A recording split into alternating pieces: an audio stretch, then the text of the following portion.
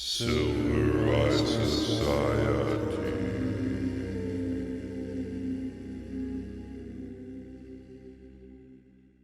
Welcome to the Silver Eye Society podcast, the podcast for those few who still enjoy thinking. We're going to have a discussion on something that everybody has some experience with, social media. Particularly the way that social media trains us to seek approval in destructive ways.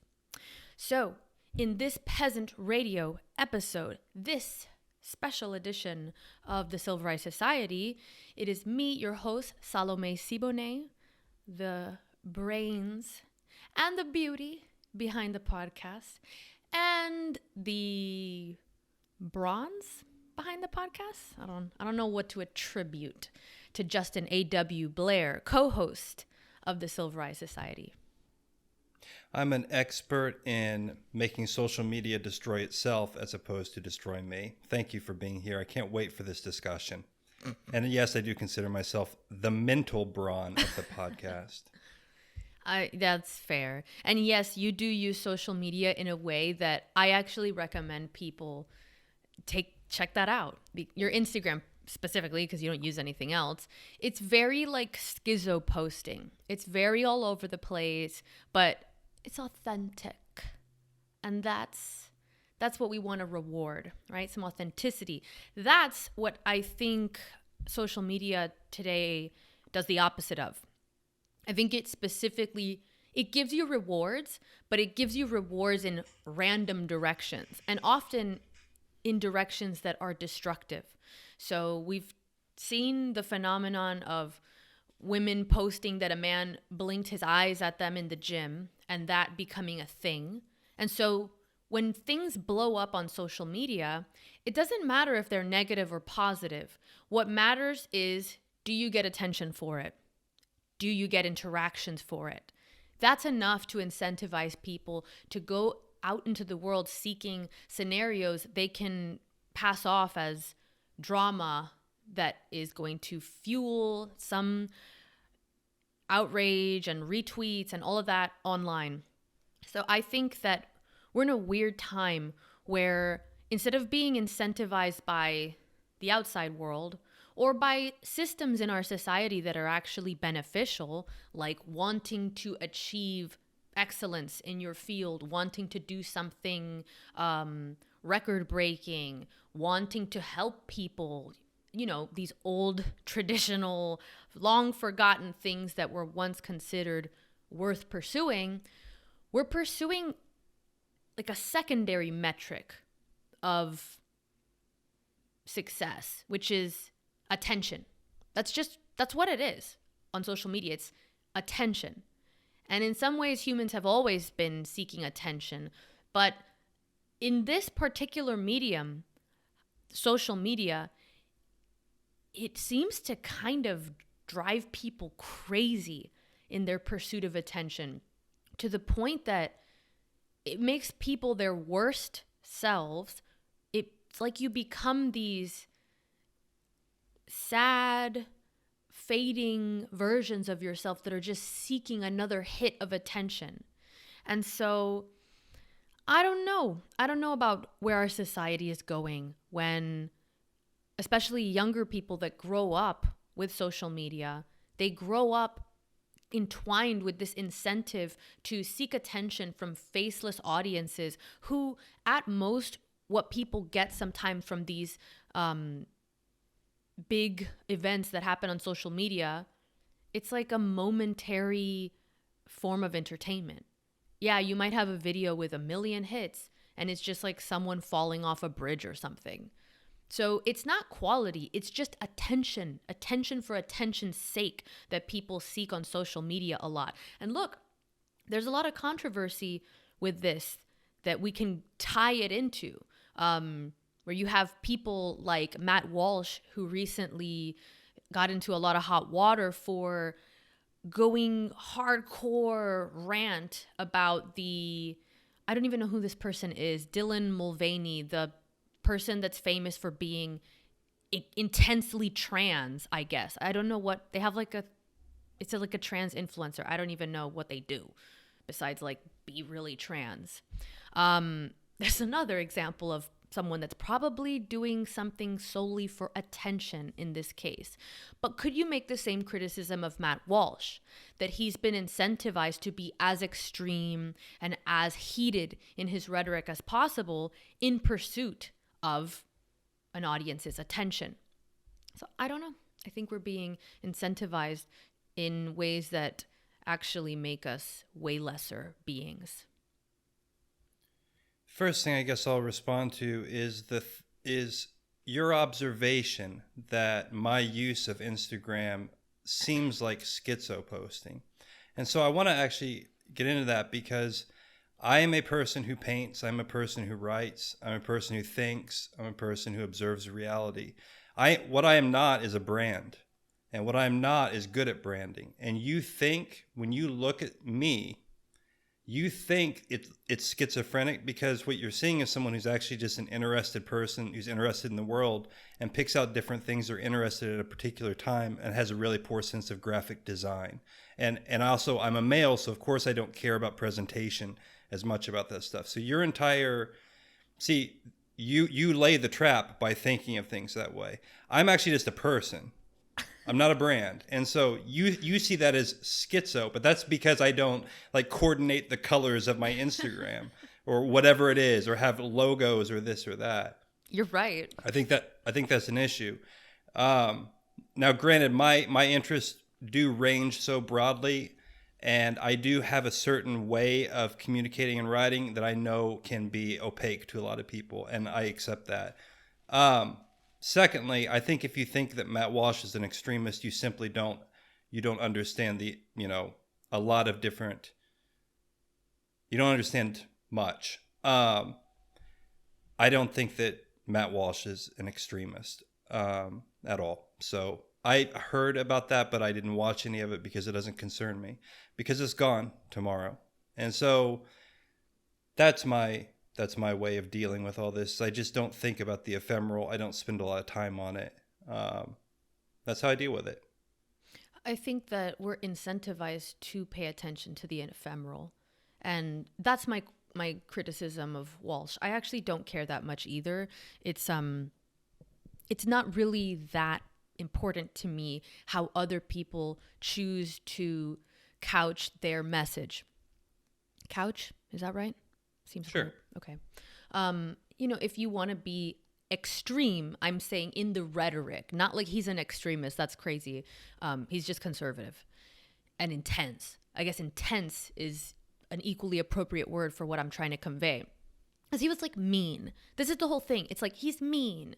And that's not extremism. I'm sorry. That's just, you've been so pulled over into this nanny state on social media that you think that even who implies maybe something that is a slur or something that was normal talk in the 1990s now suddenly appears mean. And to some degree it is, because the culture has successfully been shifted over into this kind of therapeutic society where now everything that is, a little bit heated becomes a news story. Mm-hmm. Beyond that, what do you think Matt Walsh is? I mean, he's a talking head, which is what we are too, by the way. That's literally what we're doing. We're on a podcast. Our heads are about the only thing that's on the camera. I don't want to be a talking head. That's what you are. You made that decision. So we present ourselves, a certain way for a certain audience. He knows what he's doing. But it's fucking weird. I don't like the sense that I'm being incentivized to pursue attention. So like today, Jordan Peterson retweeted my tweet, and immediately I was like, how can I do more tweets like this? And I saw the thought process. Immediately was like, oh, I'm going to go in this direction because this is what got me traction. And it's not even that the tweet is per se that great. It might just be that it happened to be seen by Peterson at that time and happened to be retweeted. There could be another tweet right before that about something different that he could have equally liked and could have had that same traction, but just didn't because he didn't see it. It didn't get retweeted by another person that would have put it into his view or whatever. And that's that. And so this weird sense that what I give my attention to and what I pursue in life, what I entertain intellectually, could be decided by an algorithm, by what brings me attention online. That is so real. I'm conscious of that. So since I'm conscious of it, I catch it and it grosses me out and then I reject it.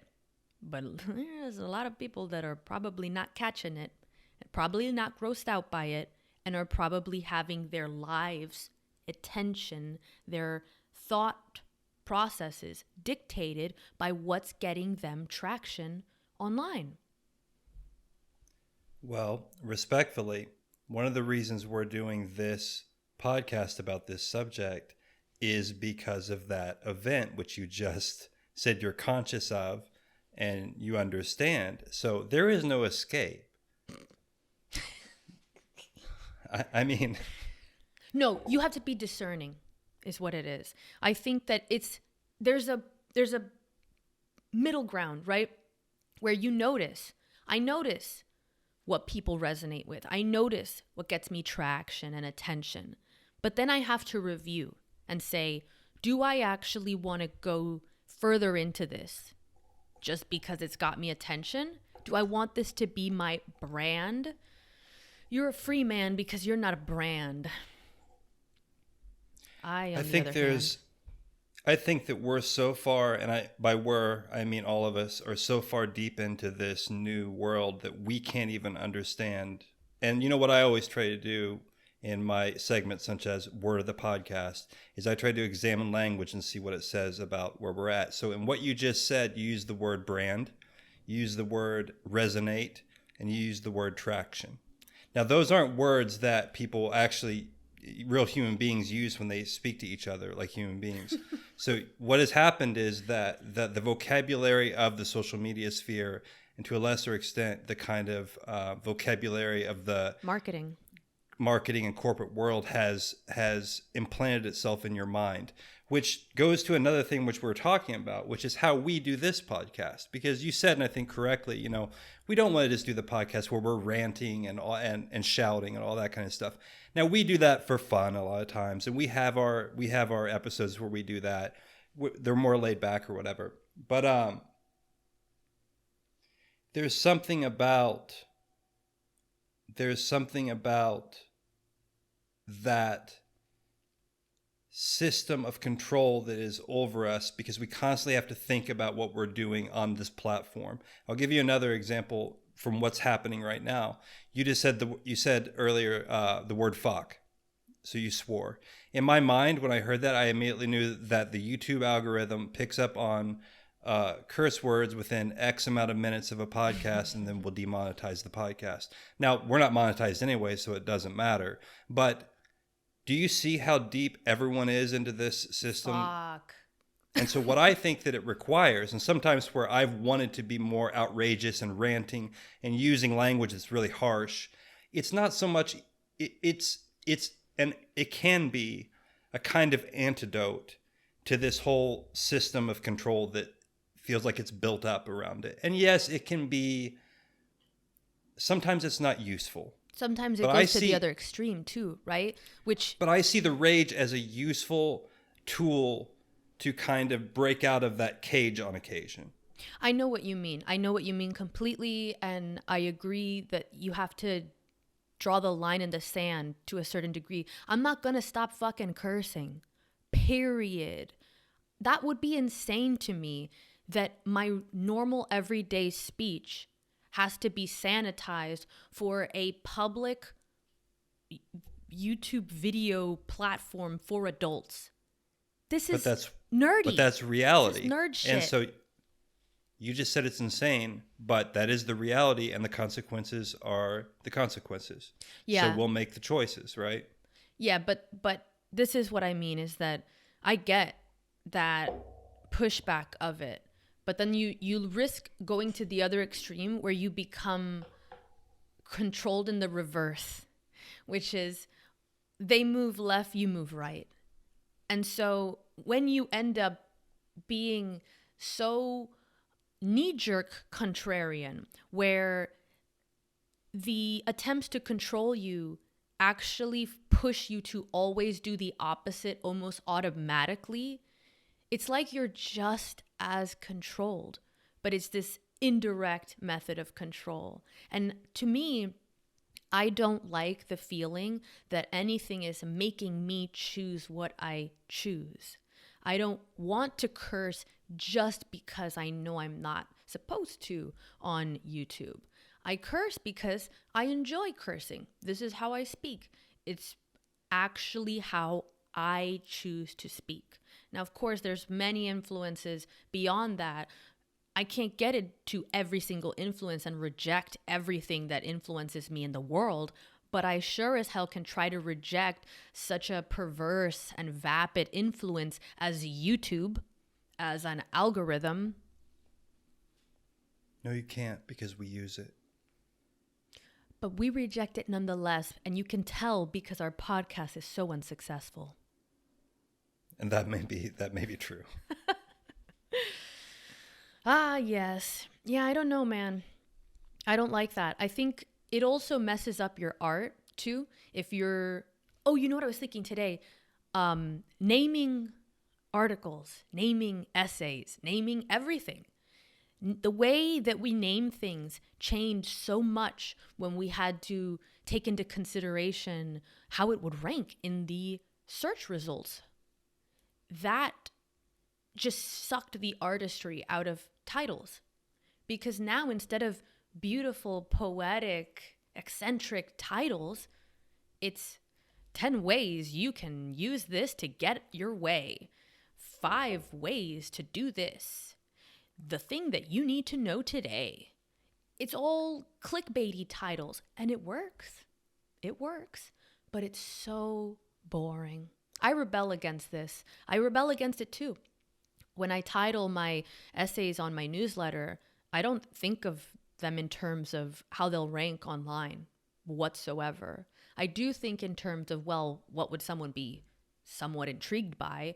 But that is a little bit more of a traditional thing to consider as a creator, is like, what would the audience be interested in? It's that third influence of what's going to get this ranked in Google? What's going to get this ranked on YouTube? What is someone going to search and then find? Will they find this if I title it this way?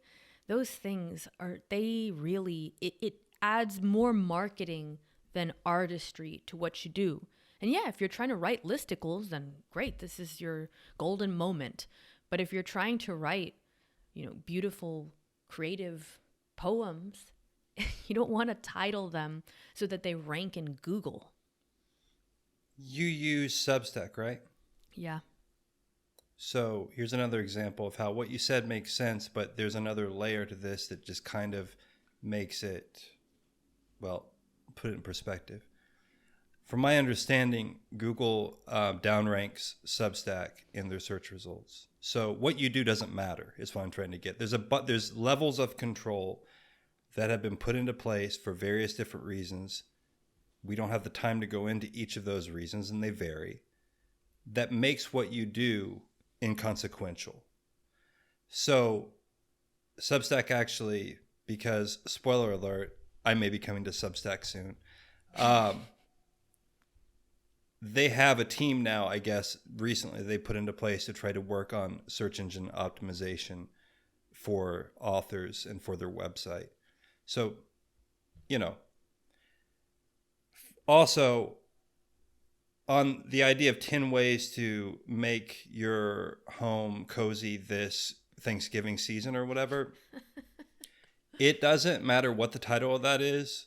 The actual work and the context is worthless anyway. So it doesn't bother me. In fact, I actually prefer article titles like that because I know what to avoid. I believe we all have to learn to be much more... we need to learn survival skills for the internet superhighway. That's what I say. The internet superhighway is a dangerous place. Cyber survival skills. Come on. How could you leave that on the table? Cyber 10 survival cyber skills. Yeah. 10 cyber survival skills to get you through 2023. Oh, well, that should be So your I'm first just gonna Substack essay. I'm Let's going to stick- continue just doing what I do and being what I am. And that's it. That's banned. Then I'll go to a different platform. I mean, we're already on Rumble, just so everyone knows. Every video we put on YouTube, I put on Rumble.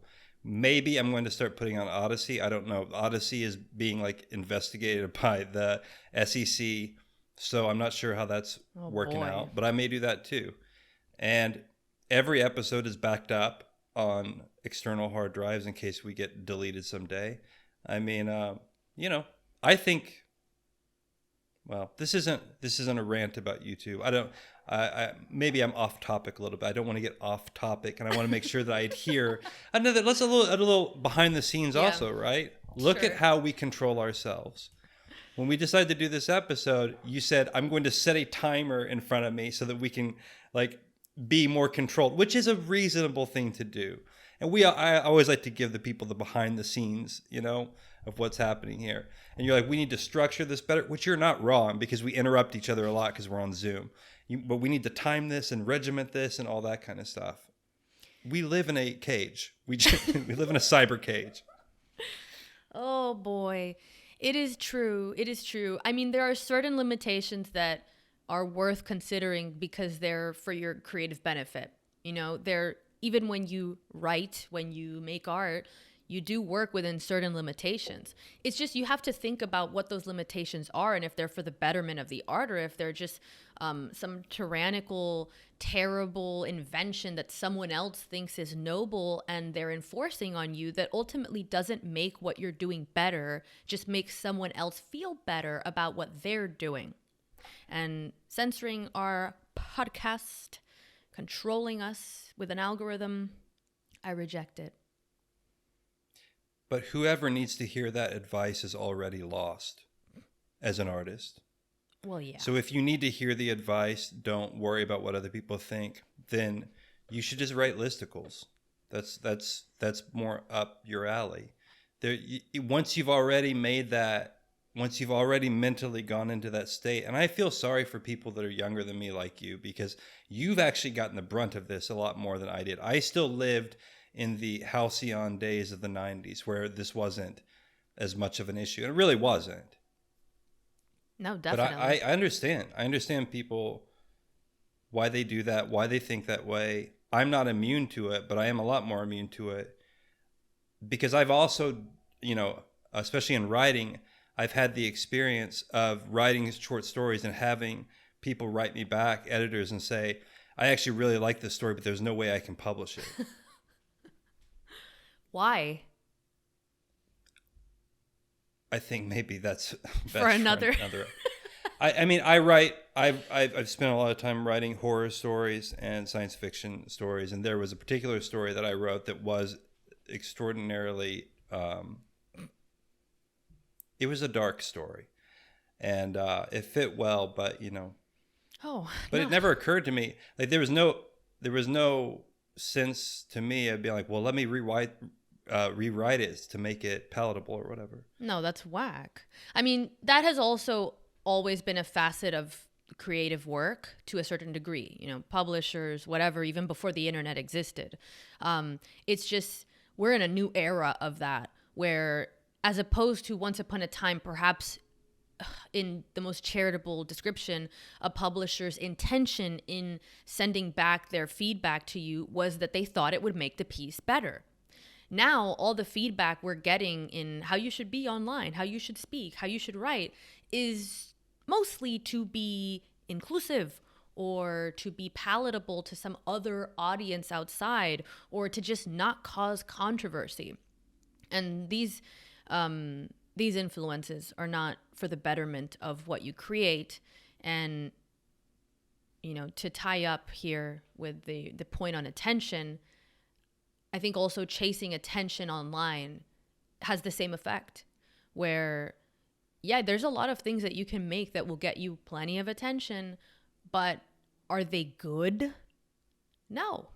often not. I'm often really surprised at how things that are incredibly popular online are really bad. And that's not a news story that, oh, popular thing is actually bad.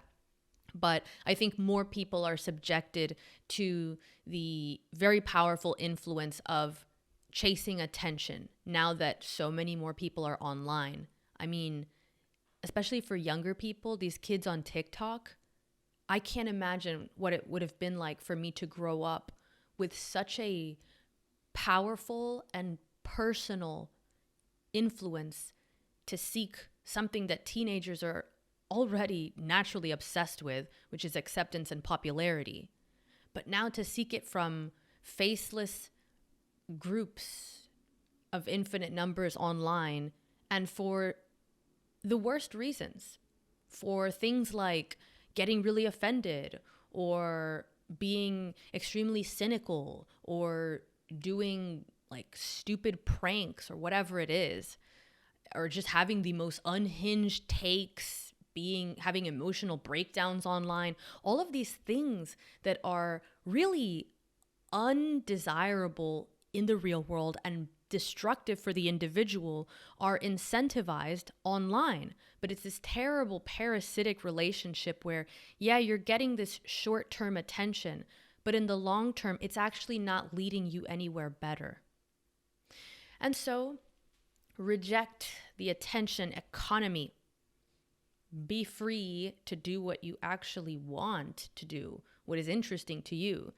It takes longer, and you might fail, but if and when you do gain attention for doing things that you actually care about and enjoy and believe in, that is so much more rewarding and constructive for both the individual and their society than anything else you could get attention for that you don't actually really believe in, nor is it good for you or your society. So I leave it there. Do you have any last words, Justin? I have many last words and many things I could say about that, but in the interest of the prison of time that has been imposed upon me and the injunction to perhaps not be so extreme, I'll simply say goodbye. Wonderful. And on that note... Perhaps actually one last thing. I will say, if you sit down to create a piece of artwork and the first thing in your mind is, how am I helping society? I think that you're not a good artist. So. No, it's not that either. But I think my point is that you exhaust me. No, and forget about it. All right.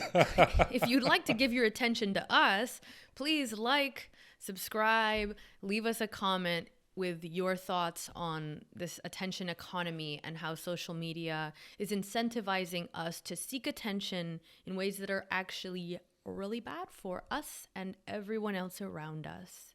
And we will see you on the next episode.